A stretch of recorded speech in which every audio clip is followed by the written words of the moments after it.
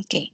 So, ang topic natin for today will be your Data Privacy Act of 2012. Okay. So, madalas ninyo itong maririnig sa day-to-day life ninyo. Okay. So, let's start. Okay. So, we will be discussing the general provision, processing, and security of personal information, rights of data subject, accountability for transfer information, security and sensitive personal information in government, at the same time the penalties. Okay.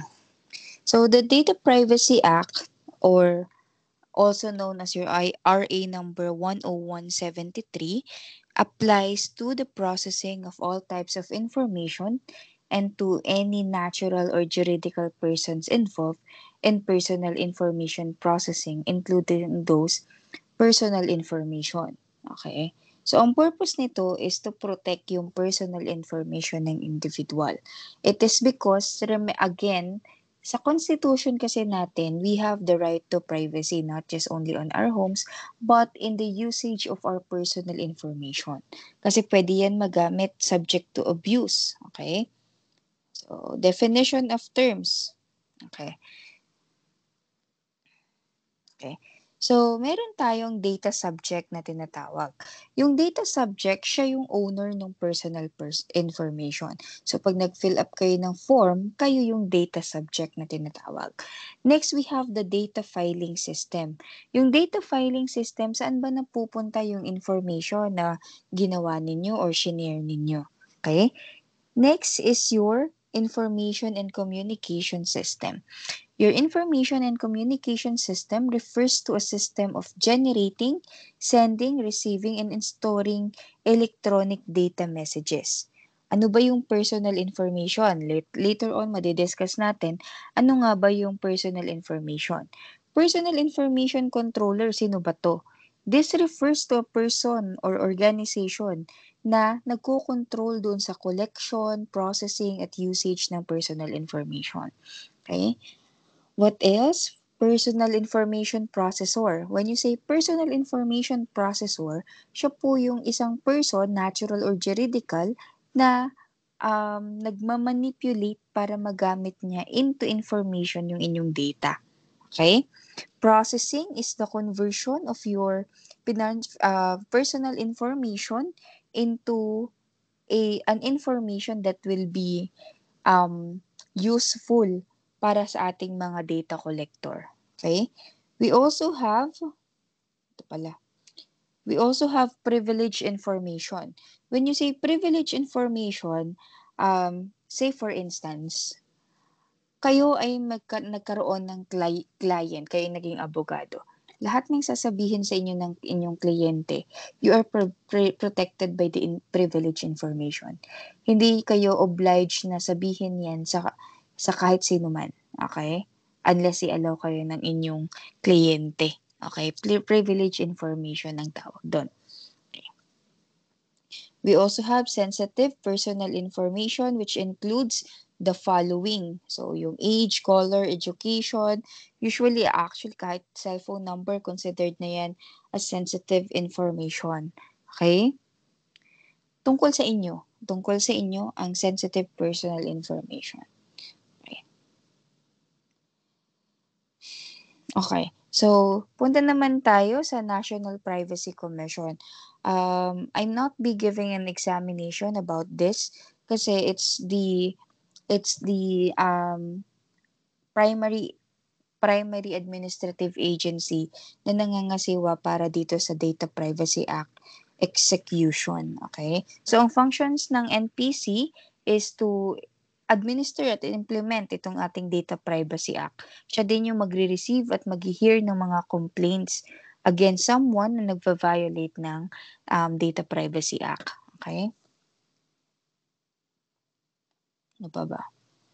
Okay. So, ang organizational structure ng NPC will be may private commissioner, may data processing systems, at meron din commissioners for policy and planning. Okay? Your National Privacy Commission is under your Department of Information and Communications Technology. As we all know, Department of Information and Communications Technology is a new department under the Office of the President. Okay? So, lagpasan na natin yung mga head nitong NPC na to. Okay. So, General Data Privacy Principle. So, ano nga ba ang personal information? For an information to be considered personal, it should be SIPARC. Okay? Collected for a specified or legitimate purpose. Processed fairly and lawfully. Accurate, relevant, kept up to date, adequate and not excessive, retained only for as long as necessary for the fulfillment of the purpose, kept in a form which permits identification of subject data. Okay?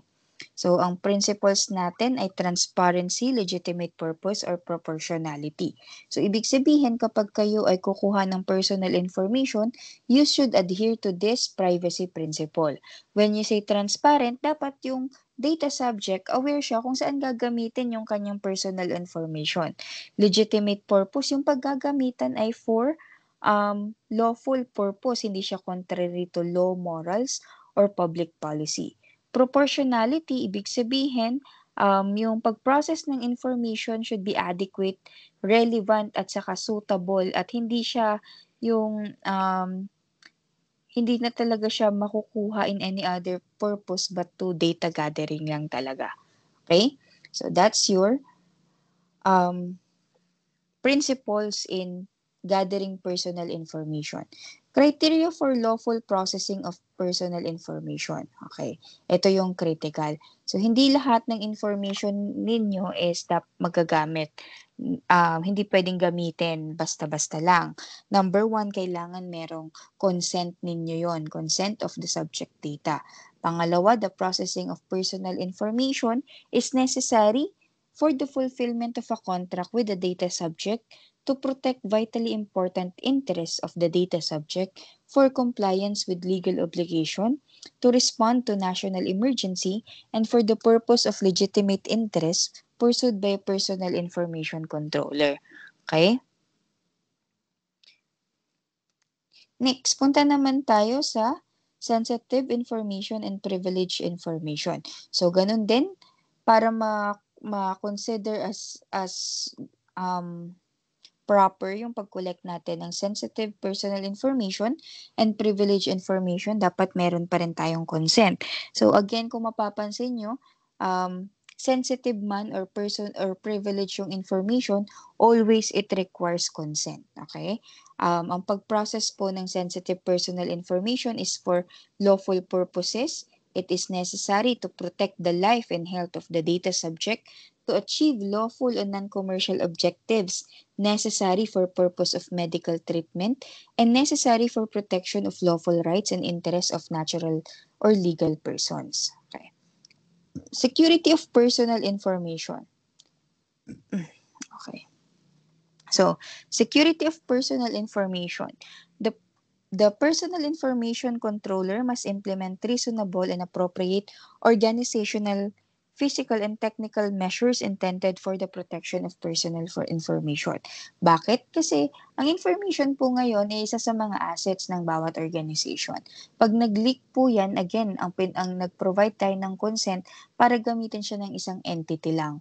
Okay, kung lalabas yan dun sa entity na pinagkatiwalaan ninyo, possible na magamit yan sa ibang purposes at kayo yung mahirapan. Okay?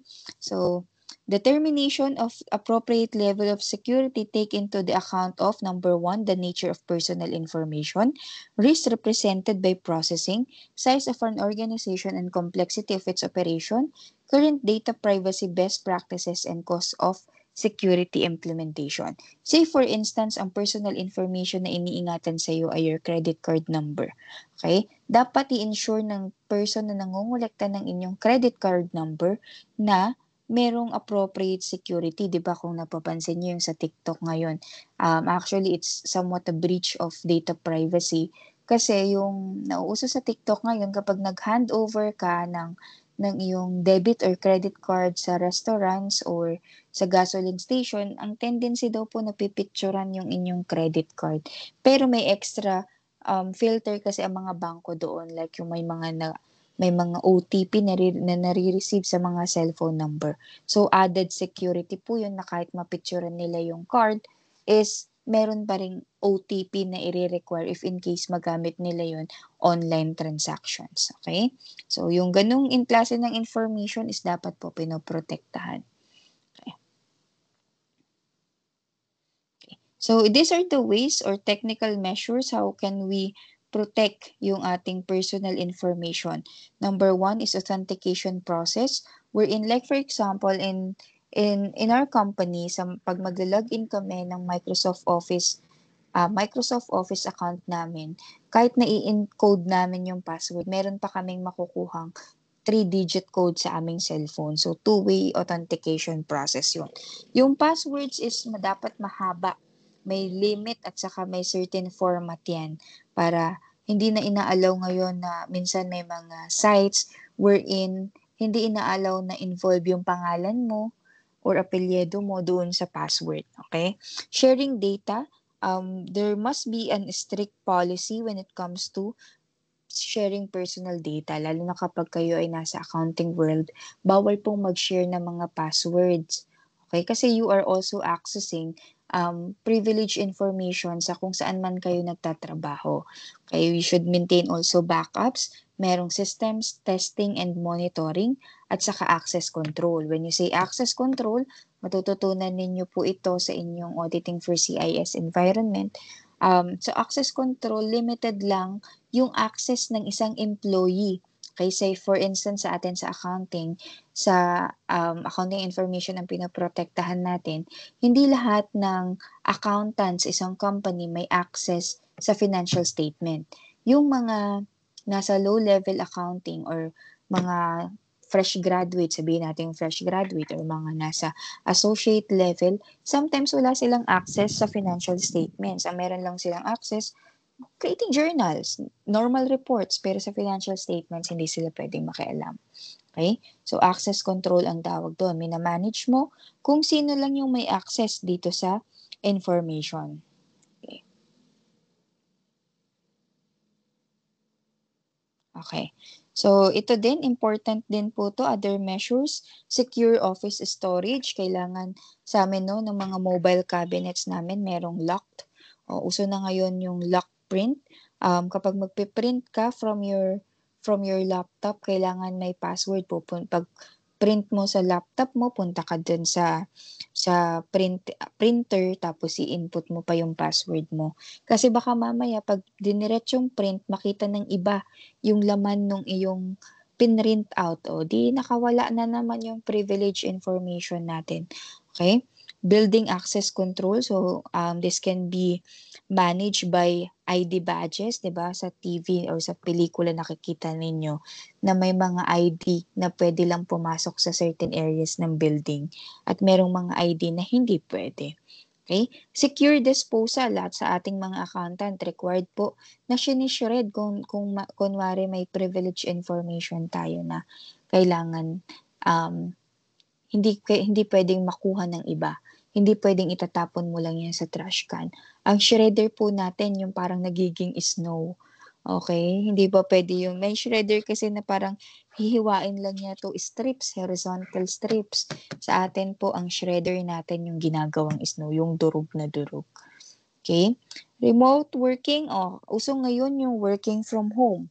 Okay? So, you should secure hard copies at saka devices in transit. Actually, kasama din dito yung pag-connect sa mga public internet. Okay? So, sa amin, hindi ka pwede magtrabaho sa cafes. Kasi limited yung security nung information na yan. Wait lang.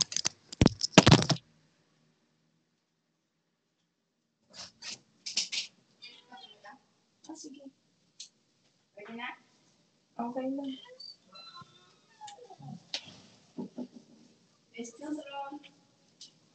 Lock mo lang kayo pagkatapos.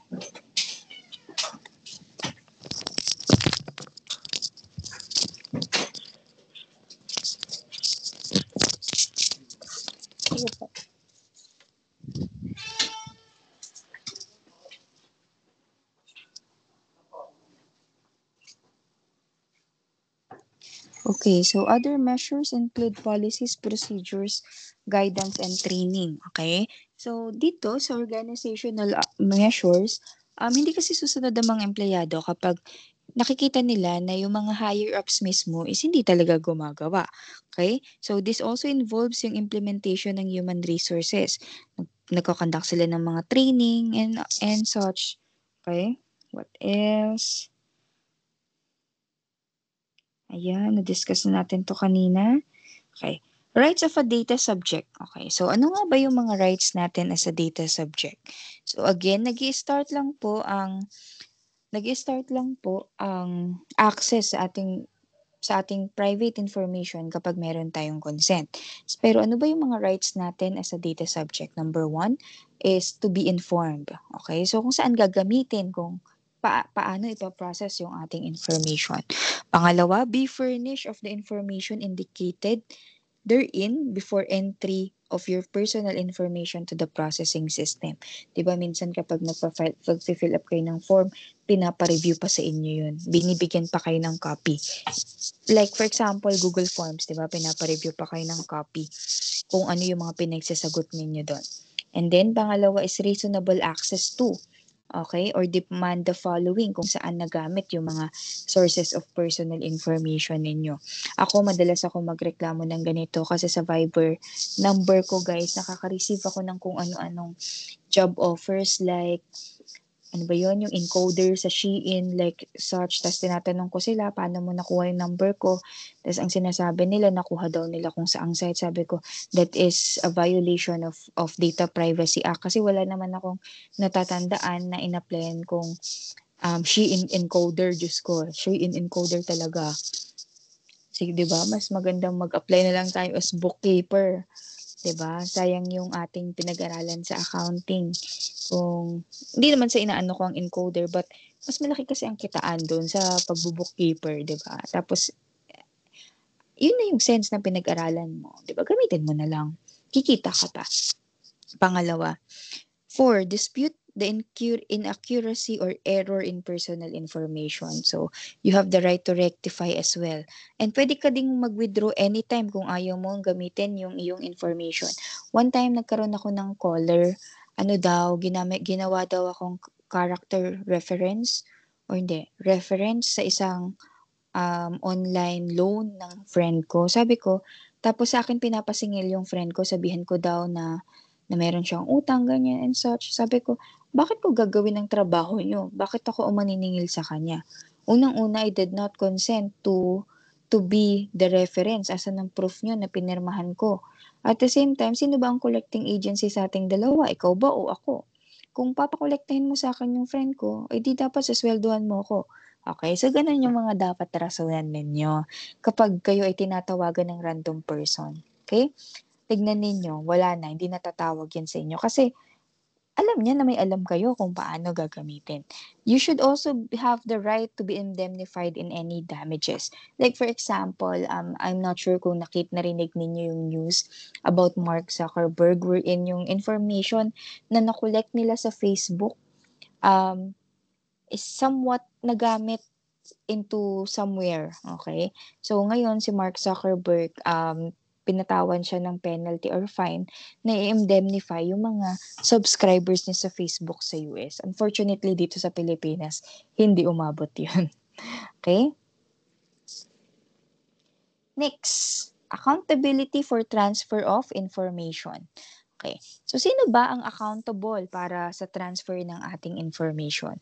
So, we have the data controller, personal data, and the data subject. So, the personal information controller is accountable for complying with the requirements of Data Privacy Act. Okay, kung sino yung head ng nangungulektang agency, siya yung magiging accountable. But for me, guys, information mo yan eh. So, kayo din nagiging accountable sa transfer ng information. Kanino nyo ba binigay yung information ninyo? Okay? Next.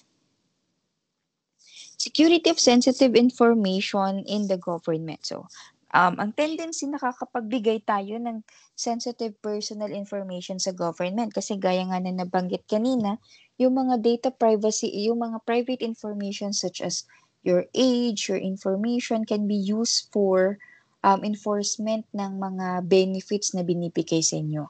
So, the head of each government agency or instrumentality shall be responsible in complying with the security requirements. Like, usong-uso ito dati. Pero ngayon medyo naiwasan na. Like SSS, 'di ba? Before there are issues, meron kaming mga advice na naririnig dati sa mga older employees wherein dapat daw gamitin namin yung SSS loan namin because sometimes yung SSS account namin nagagamit for loan ng ibang tao. Like, paano sila makakapag-loan kung information ko naman yun, pero nangyayari po siya sa totoong buhay. Meron po akong kakilala na talagang nagamit yung kanyang SSS account sa ng ibang tao. Oo, nang hindi niya namamalayan. Nakita niya na lang may deduction sa loan, pero wala naman siyang nilo-loan. So, kinontest niya yun. Yun na pala, may gumamit ng kanyang information. So, dahil sa takot ko nun, lagi po ako naglo-loan sa SSS. 'Di ba? Mas mabuti nang ikaw yung makinabang kaysa yung iba kasi automatic deduct yun sa sweldo mo eh. 'Di ba? Okay. So these are the penalties for the violation of Data Privacy Act. Okay? So basahin niyo na lang po 'yan. Di naman required na i-memorize 'yan, guys. What else? Okay. So I think that's it for your Data Privacy Act.